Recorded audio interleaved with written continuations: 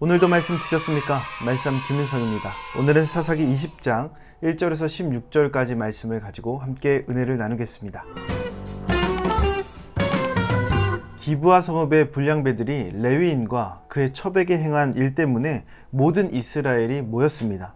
이 모임은 베냐민 지파, 이 기브아 성읍의 불량한 사람들을 심판하고 그리고 죄악의 요소를 제거하기 위한 모임이었습니다. 그런데 문제를 해결하기 위해서 모였는데 문제가 타개되지 않고 오히려 문제가 더 커지게 됩니다. 내전으로 이어지고 그리고 베냐민 지파는 모든 이스라엘의 타깃이 되죠. 왜 이런가? 첫 번째로 진실을 따르지 않으면 문제는 해결되지 않습니다. 이스라엘 백성들이 모여서 레위 사람의 말을 듣습니다. 그런데 레위인의 말을 잘 들어보면 그 말이 진실되지 못한 것을 알 수 있어요. 5절과 6절 말씀을 보십시오. 기브아 사람들이 나를 치러 일어나서 밤에 내가 묵고 있던 집을 애워싸고 나를 죽이려 하고 내 첩을 욕보여 그를 죽게 한지라. 내가 내 첩의 시체를 거두어 쪼개서 이스라엘 기업의 온 땅에 보냈나니 이는 그들이 이스라엘 중에서 음행과 망령된 일을 행하였기 때문이라. 레위인의 말을 보면 기브아 성읍 사람들의 잘못만 기록되어 있습니다. 그들의 잘못이 크죠. 그들의 잘못이 없다는 것이 아닙니다. 그러나 레위인이 어떠한 행동을 했는지 우리가 잘 알고 있어요.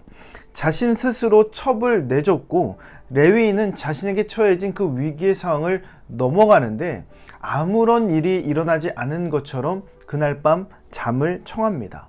그의 첩의 죽음에 있어서 레위인의 책임이 없었을까요? 그 여인을 내주었던 레위인에게도 분명한 책임이 있습니다. 그런데 모든 책임, 모든 잘못을 자신의 입장에서 해석하면서 기브아 성읍 사람들의 잘못만을 지적하고 말하고 있습니다. 그의 말은 사실이지만 진실은 아니라는 것이죠. 진실은 하나님 앞에 모든 사건을 다룸받는 것입니다. 그 사건 속에서는 자기 자신도 예외가 될 수 없습니다. 이 진실을 왜곡하려는 마음이 우리 안에 생길 때가 있지요. 바로 다른 사람의 허물을 지적하면서 내 허물을 가리는 거예요. 다른 사람의 허물을 통해서 내 허물을 가리는 것, 그것이 바로 오늘 레위인의 모습이다라는 겁니다.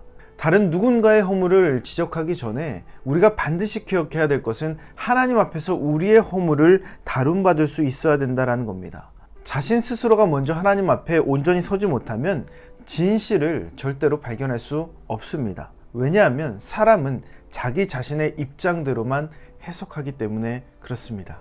두 번째로, 힘으로 죄악을 덮으려 하면 문제는 해결되지 않습니다. 13절에서 14절 말씀 보십시오.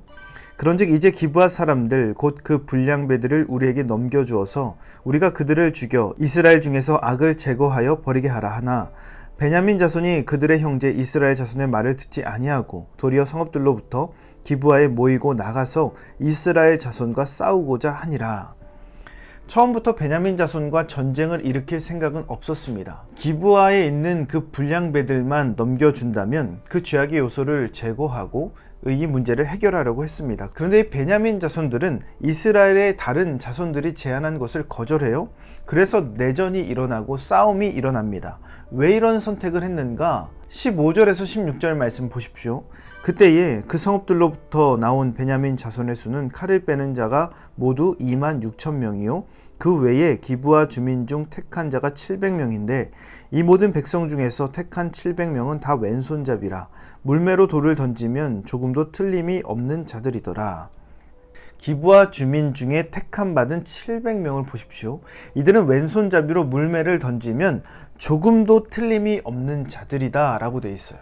우리말 성경에 보면 그들은 머리카락도 놓치지 않고 맞춘다 라고 되어 있는데요. 이들은 왼손잡이로서 물매를 돌로 던지면 조금도 틀림이 없이 정확하게 맞출 수 있는 사람들입니다. 어찌 보면 물매로 유명한 인물, 바로 다윗 왕보다 이 물매 솜씨가 훨씬 더 탁월할지도 모릅니다. 베냐민의 믿는 구석이 바로 여기 있죠.